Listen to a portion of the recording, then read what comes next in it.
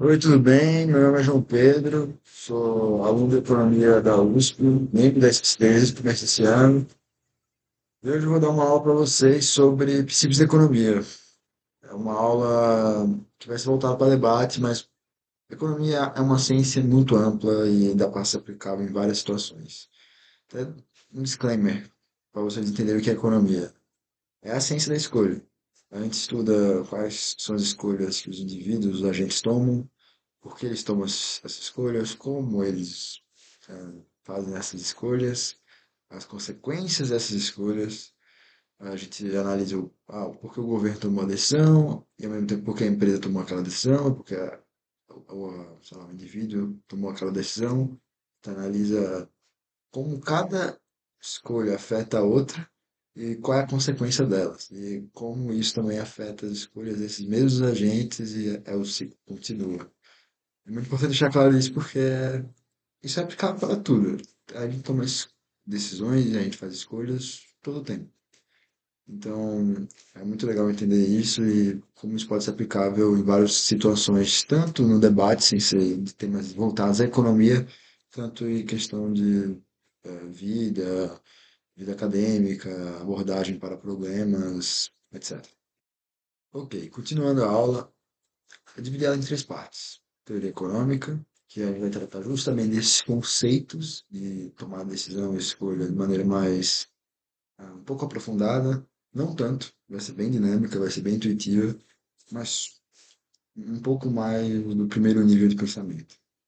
Mercados financeiros, isso é bem abrangente, mais complexo. Eu quero trabalhar nessa área, eu sei disso, eu estudo para isso, né?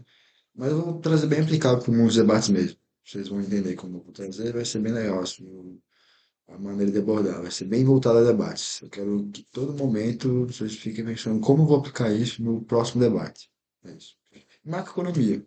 Na economia, eu não só quero que vocês aprendam isso que eu botei aqui, né, de o que é taxa de juros, o que é inflação, o que é tarifa, mas o segundo nível de pensamento, por que e como elas impactam. E principalmente, trazendo uma abordagem geopolítica. Então, assim são as aulas da SSD, que falam de Oriente Médio, que falam dos Estados Unidos.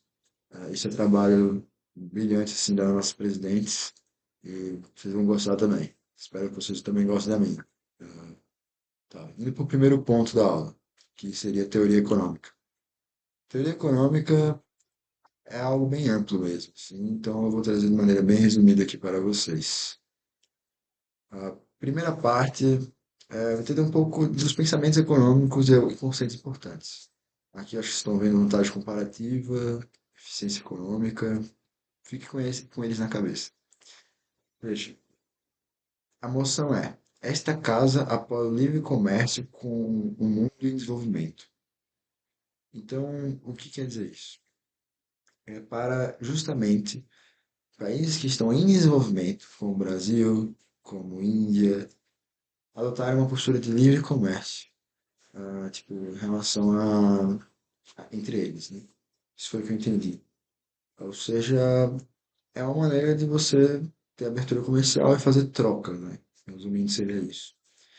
E por que é importante entender um pouco essa linha de pensamentos econômicos? Riqueza das Nações de Adam Smith vai trazer um contexto de a nação ela fica rica por conta que ela tem maior produtividade. Ou seja, nem vou trazer o conceito de nação aqui. É o conceito de indivíduo. Agentes podem ser substituídos facilmente. A economia é bem ampla mesmo, então eu vou substituir sem problema. Eu, João Pedro, tenho uma fazenda e eu produzo soja e milho.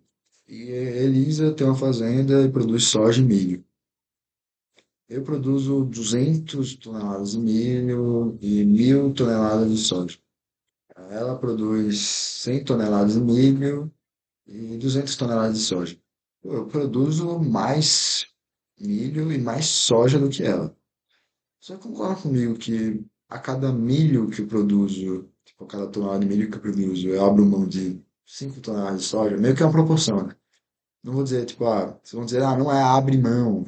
Mas bora supor que sim, bora supor que poderia produzir nesse mesmo tamanho, trocar facilmente por, sabe, isso. Seria dessa maneira, para ser mais didático e, querendo ou não, funciona um pouco dessa forma no mundo real. A questão principal é o seguinte. quando eu abro mão de 5 toneladas de soja para produzir 1 tonelada de milho, apesar que a Elisa produz menos milho e menos soja, ela só precisa abrir mão de 2 toneladas de soja para produzir 1 tonelada de milho. Ou seja, ela é mais inteligente para produzir milho e eu sou mais inteligente para produzir soja. Então, mesmo que eu tenha maior produtividade, isso não dá maior riqueza para mim, porque eu posso fazer trocas com ela e nós dois vamos ficar mais ricos. Eu produzindo soja e trocando com ela a minha soja, e ela produzindo milho e trocando, tipo, dando milho para mim, porque eu sou ineficiente produzindo milho. Por isso que a eficiência econômica é aumentada por trocas. E quem traz esse conceito de vantagem comparativa? David Ricardo. Sprova Adam Smith fala, calma aí, não é a vantagem absoluta, né, que esse é o termo disso. Isso é a vantagem comparativa. É não a produtividade global, mas a produtividade em relação a outra coisa. E trazendo em relação ao mundo do desenvolvimento, o que o mundo do desenvolvimento produz muito bem? Matéria-prima.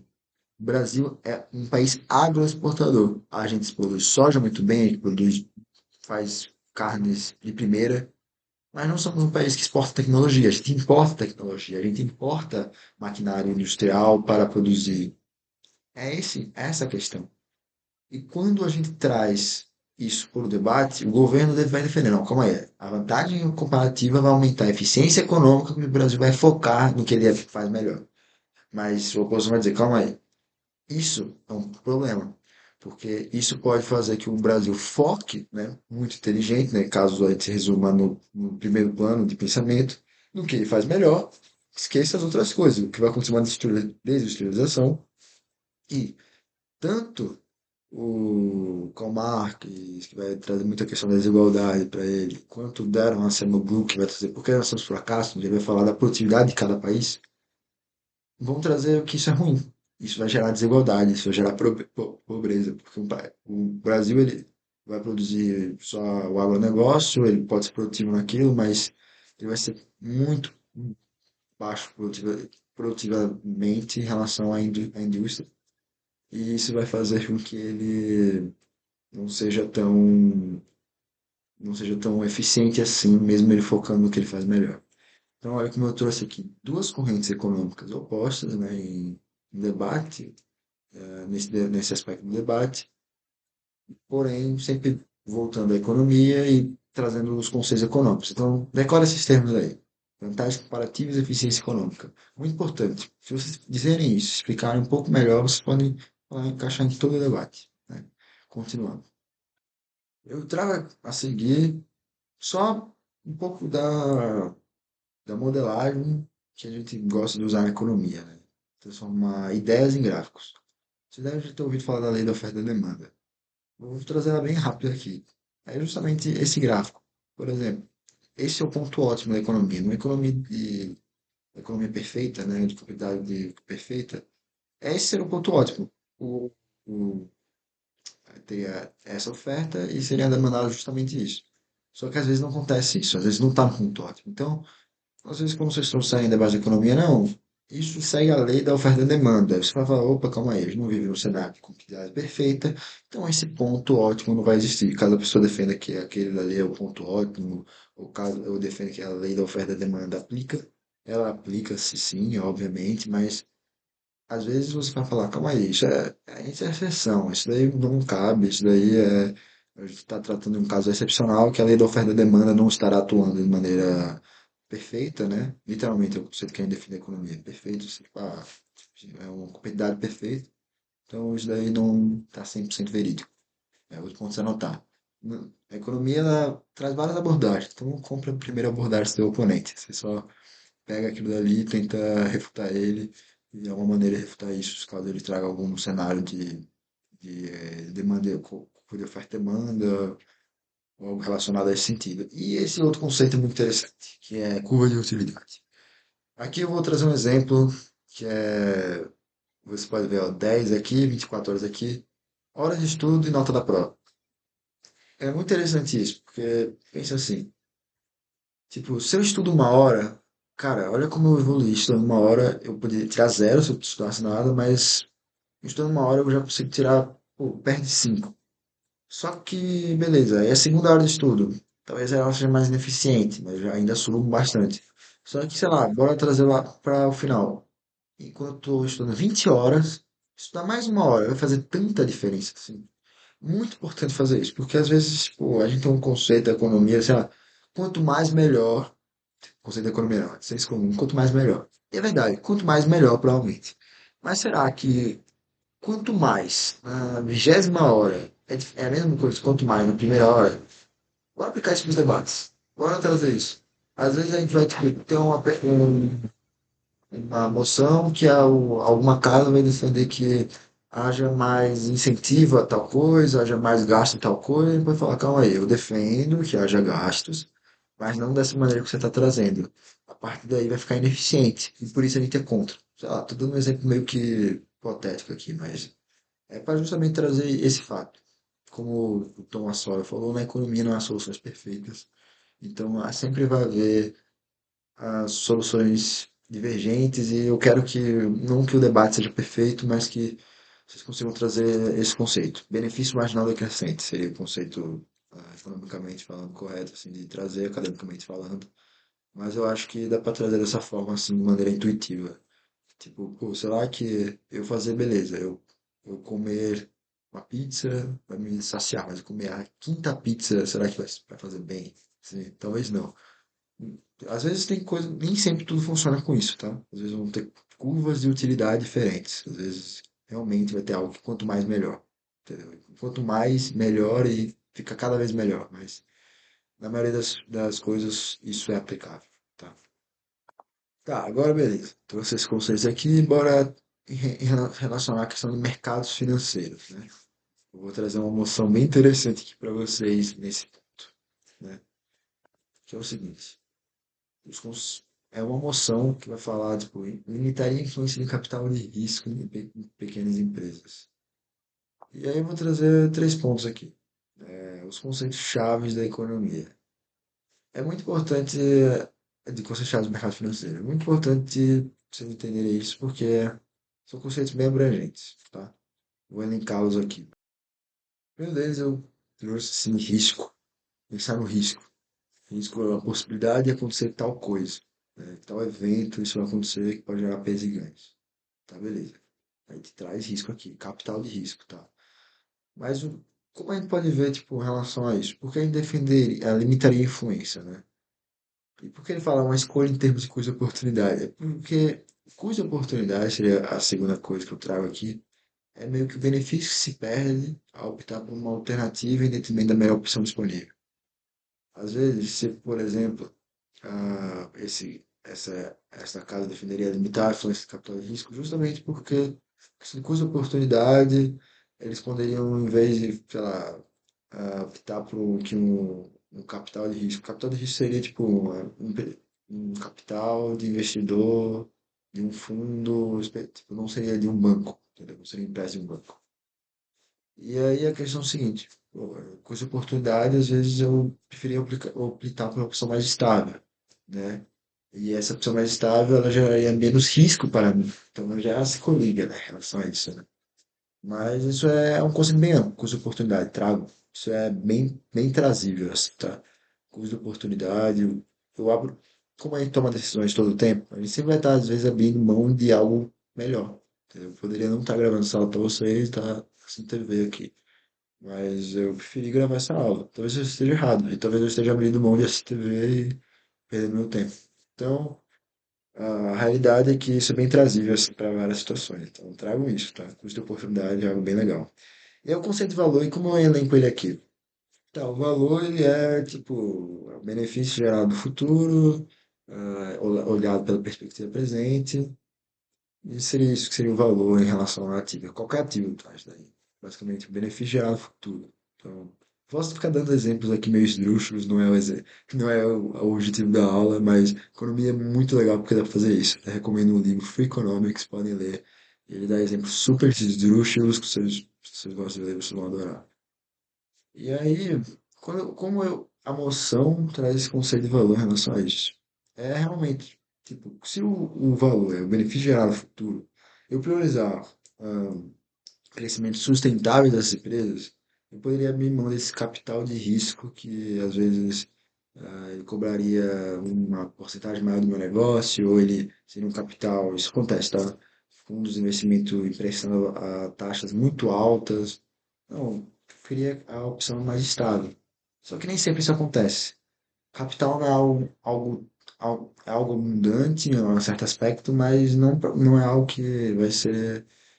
Todo mundo não vai ficar dando dinheiro um pro outro. Então, a realidade é que a defesa dessa moção seria muito por conta disso. Calma aí. Eu não tenho opção. Eu não tenho opção.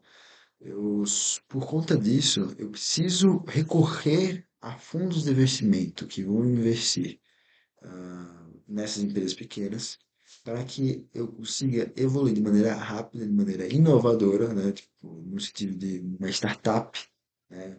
Por exemplo, o Facebook cresceu assim, com esse tipo de investimento e conseguir agregar mais no futuro para mim. Ou seja, eu trago o conceito de valor aqui também nessa defesa. Não é o que tá o que eu botei aqui, mas eu trago também esse conceito de valor. Eu também trago a questão de coisa de oportunidade. Porque no caso, não, pô, beleza, seria melhor se pudesse pegar um empréstimo com uma taxa de juros pequena, investir na minha startup que vai crescer, vai dobrar de valor daqui a 2 meses, vai. Mas às vezes isso não acontece. Então eu não estaria abrindo mão dessa opção.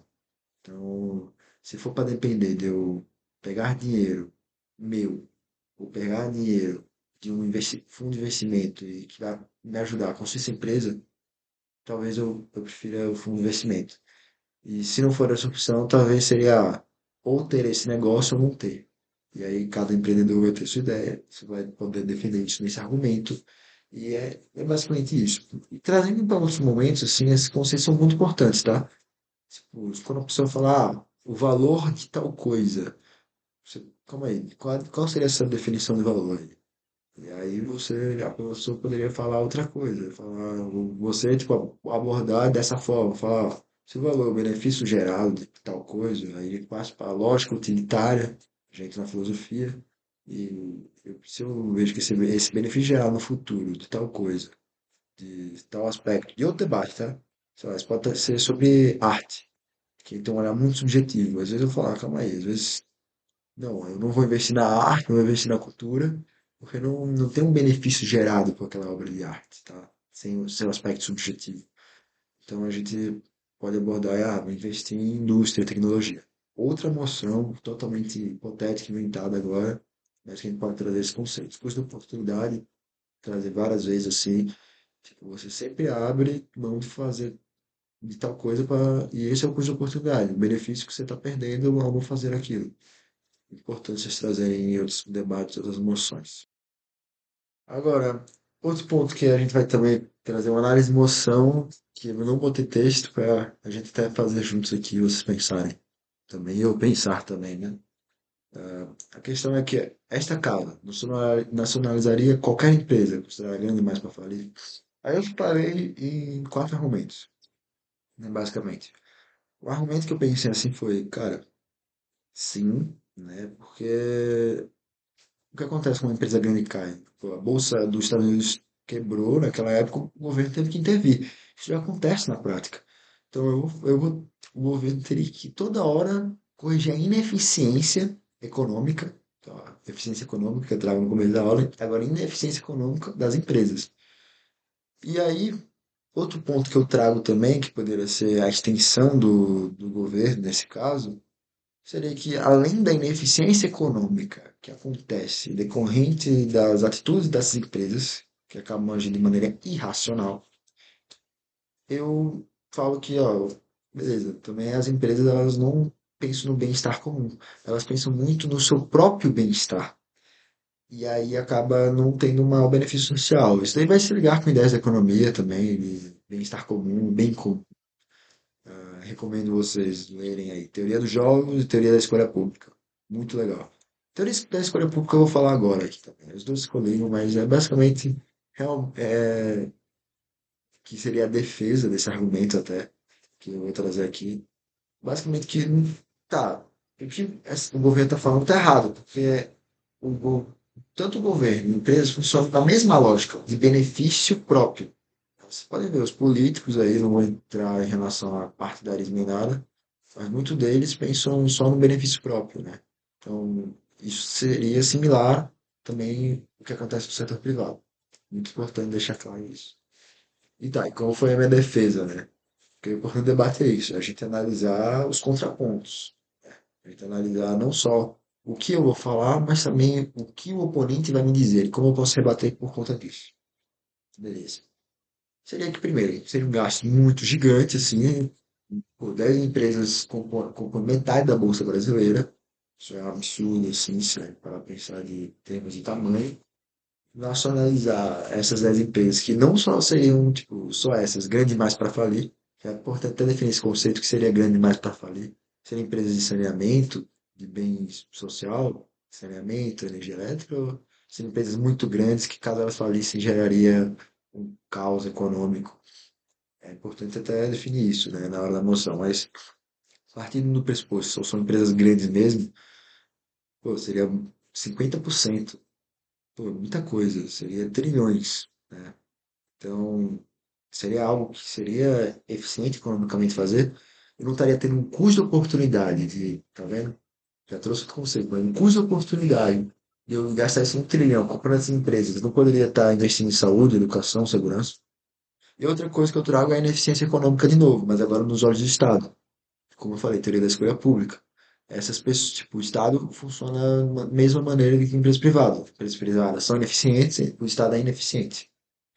E a questão é, estatais elas têm rombo, muito rombo, elas têm mais rombos do que as empresas privadas, porque às vezes o benefício que o Estado tem ao ter uma empresa pública não é justamente o melhor para a empresa, às vezes é o melhor para, sei lá, os apadrinhados politicamente, ou para os sindicatos, ou para políticos, tanto que houve escândalos de corrupção que envolveram tais tais ações, né? Empresas públicas sendo utilizado para benefício privado.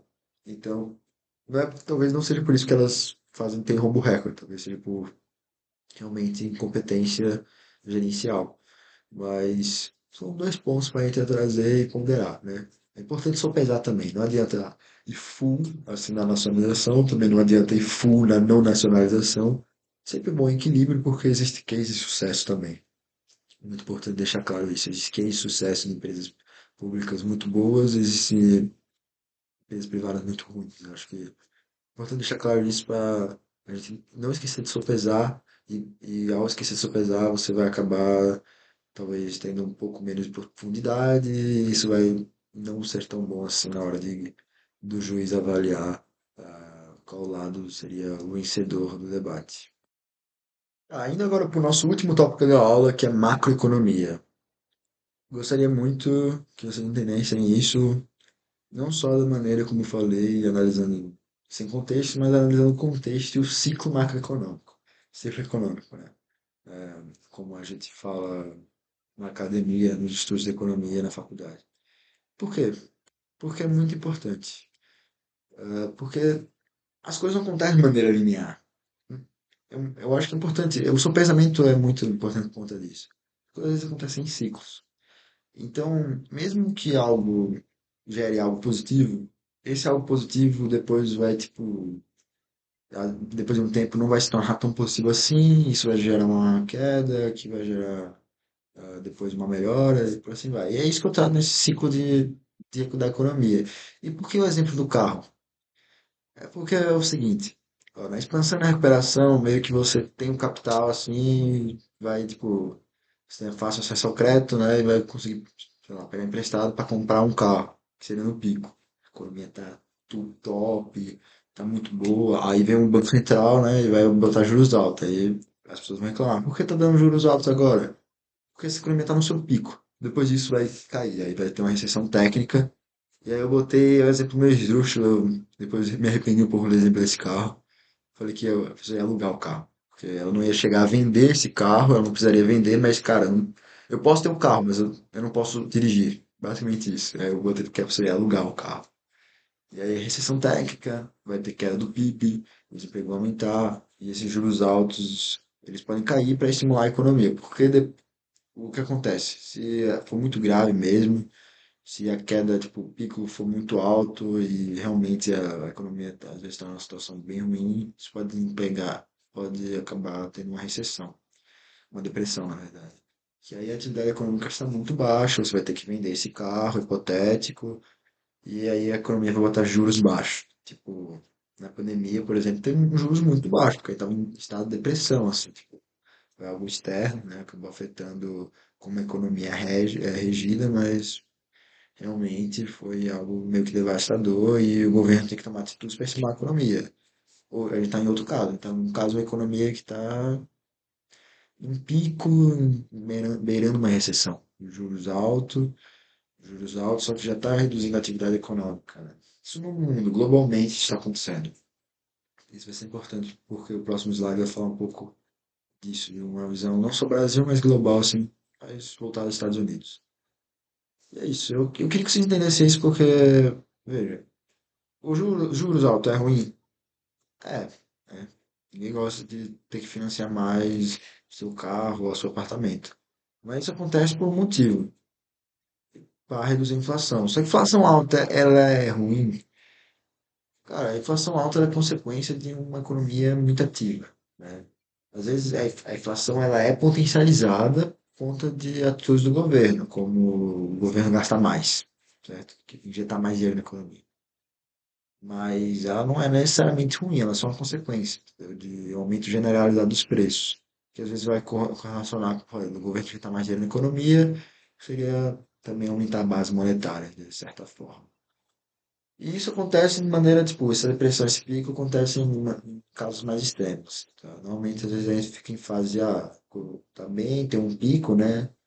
Mas não é um pico muito alto a depressão não é tão baixa.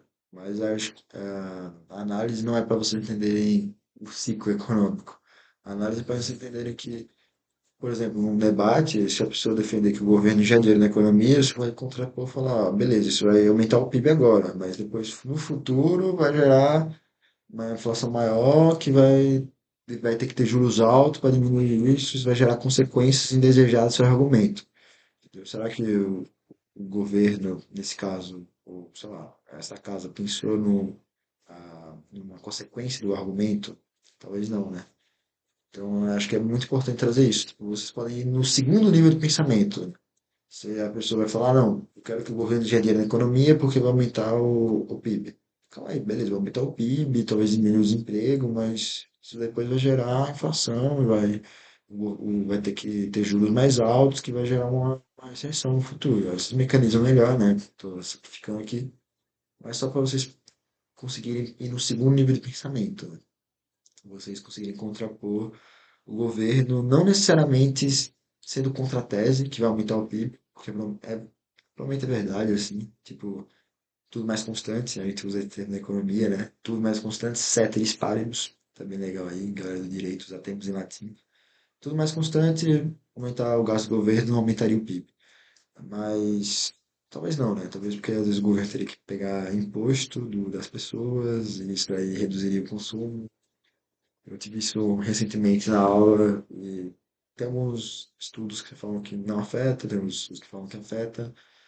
Dito isso, tudo mais constante, aumenta o PIB, mas pode gerar consequências desejadas que e aí vocês podem utilizar isso ao seu favor, né, na argumentação. Aí eu exemplifico isso. Eu quero que vocês realmente peguem bastante essa intuição econômica. Veja, vou fazer uma análise dos Estados Unidos, vou até é um complemento, assim, para dizer a aula que a Elisa ah, irá fornecer aí para a SSD, que é basicamente o seguinte. A economia americana está entrando em recessão devido a um ciclo econômico.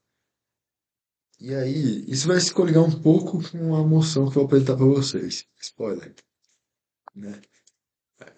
Esta casa acredita que bancos centrais deveriam impor limites aos gastos do governo. Voltando. Será que a gente poderia defender isso para os Estados Unidos? Porque depois da crise de 2008, a proporção de dívida sobre o PIB aumentou bastante, certo? E o que acontece? A relação dívida-PIB aumentando bastante, tipo, tá ficando até níveis incontroláveis, assim, podemos dizer assim, aumentou bastante na pandemia. E não conseguiu ainda reduzir, obviamente, né, mas está em níveis diferentes que estava anteriormente. Então, putz, será que o governo deveria realmente parar de gastar e para tentar reduzir essa dívida por conta que há uma taxa de juros alta? Vou botar aqui, ó, cresceu bastante depois da pandemia também, por conta para corrigir o ciclo econômico. Só que essa taxa de juros afeta a dívida do governo. Então o governo está pagando mais com juros. E aí isso é ruim, né? Porque aí esse dinheiro poderia estar se investindo em outras coisas, como housing, né, que eles falam, né? Ter casas mais acessíveis, preços de casas serem mais affordable, né, para os cidadãos americanos. Depois da pandemia aumentou bastante também. Então a gente vê o seguinte, a gente vê os dois parâmetros, tipo, as duas possibilidades de defesa. E a gente vê aqui o efeito do ciclo econômico explicado no slide anterior. A gente vê uma inflação que estava muito alta em 2022, né? No pós-pandemia, por conta dos juros baixos na pandemia, como eu expliquei. Um desemprego um pouco inferior, isso não mudou, não mudou tanto assim, e um juros baixos. E aí, quando aumentou os juros de 3 anos para cá, a inflação reduziu de maneira significativa. E o desemprego aumentou um pouco. Existe uma correlação oposta entre inflação e desemprego. Quanto mais pessoas empregadas, as pessoas têm mais renda, essa renda vai ser gasta, lei da oferta e da demanda, tem mais pessoas demandando, e aí o que acontece é que se é tudo mais constante, ceteris paribus, a oferta continua a mesma, vai ficar mais caro. Então é isso que aconteceu com as casas americanas que estão ficando bastante caras. E aí que tá, contrapontos, né? É importante fazer esses contrapontos. Economia, como eu falei, não é uma ciência exata porque é uma ciência humana. Então a gente vai ter uma escolha, uma decisão que vai afetar várias outras coisas. Então é bastante legal isso, né, de entender. Então eu trouxe essa análise dos Estados Unidos que está acontecendo agora. Está entrando em uma recessão, sim. Aí por isso que provavelmente vai ter uma. Os juros vai cair na próxima reunião, lá do Copom deles, né, do Banco Central deles. E isso vai ajudar que a economia americana consiga se fortalecer novamente, né? Tipo, aí é um debate, né, também. Será que vai se fortalecer novamente? Será que os Estados Unidos, como império, está decaindo? Vocês vão entender isso um pouco mais na aula de Elisa, a nossa vice-presidente. É, continuando.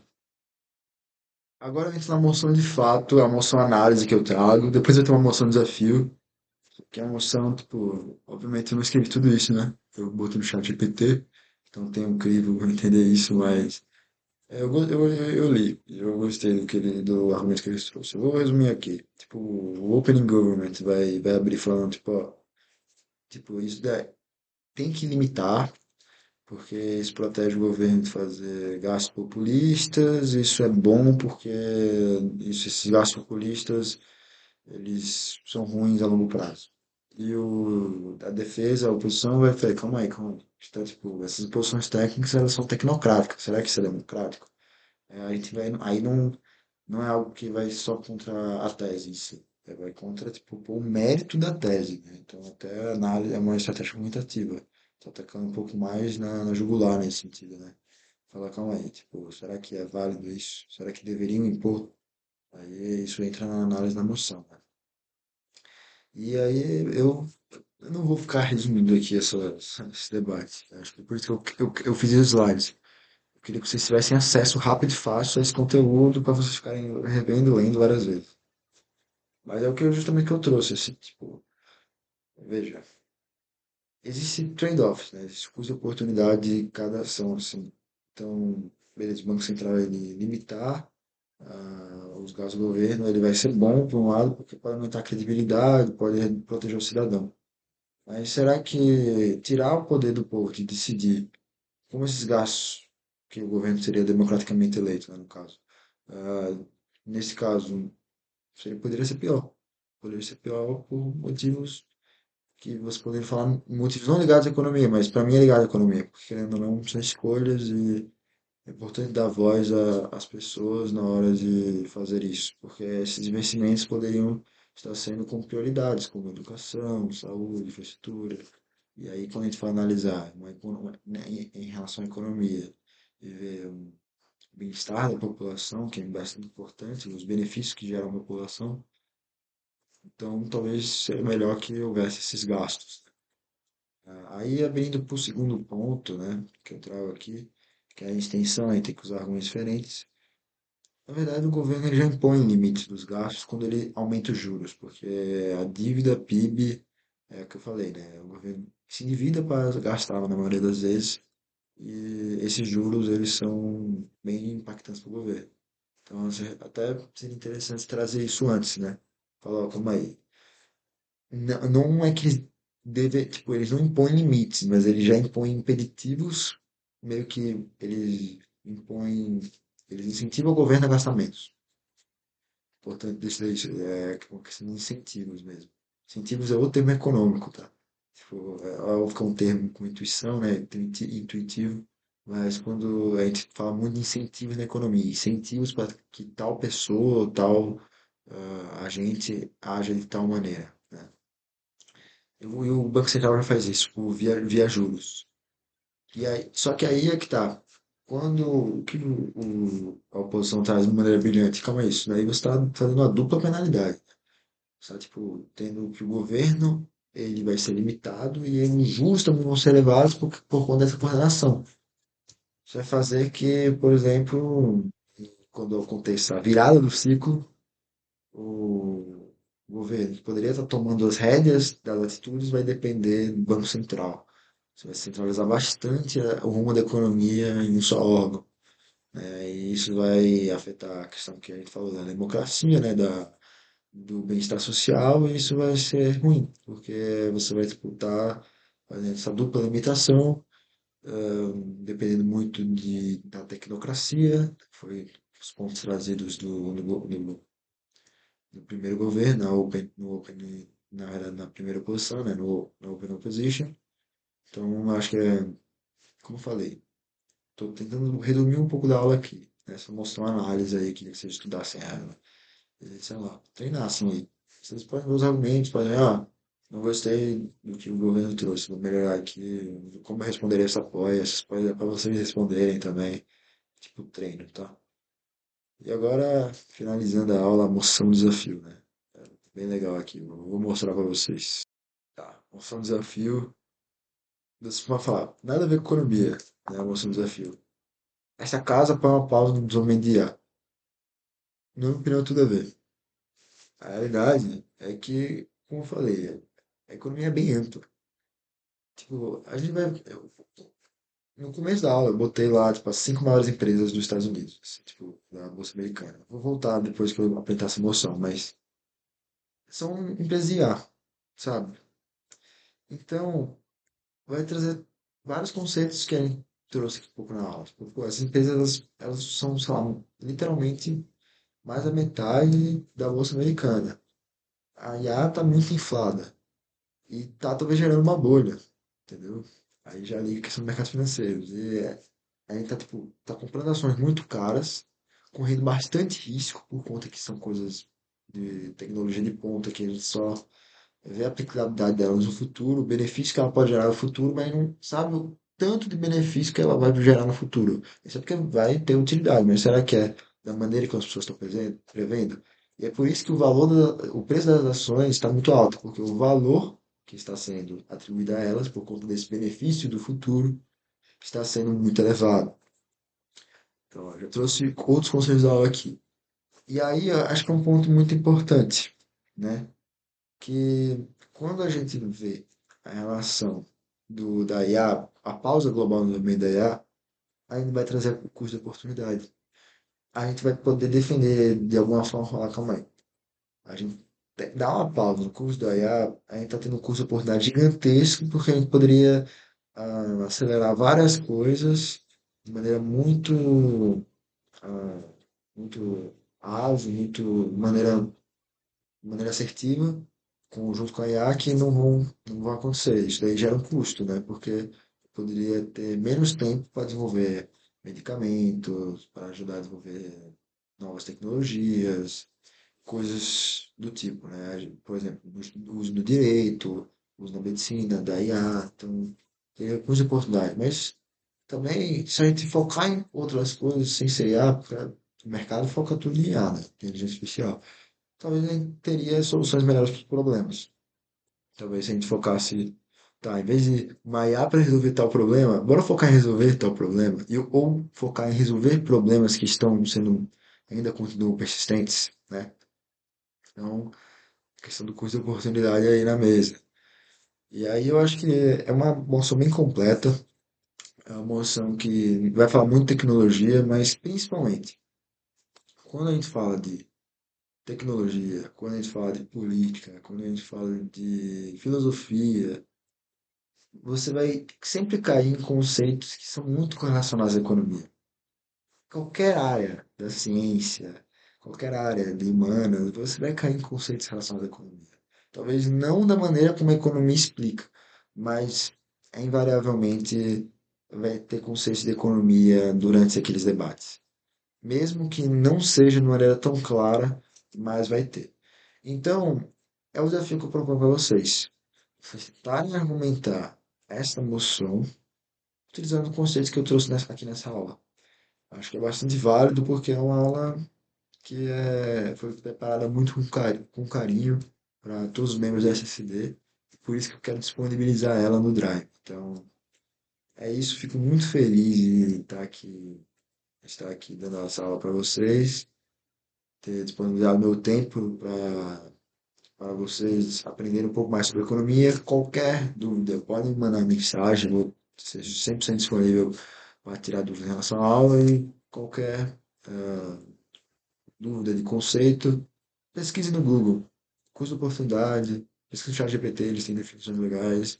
E de maneira mais própria, assim, leiam livros. Leiam livros sobre economia, leiam livros sobre política. Vocês vão acabar encontrando conceitos que eu trouxe aqui nessa aula e vocês vão poder aprofundar um pouco mais seu repertório. É isso. Tenham uma boa semana e bons debates.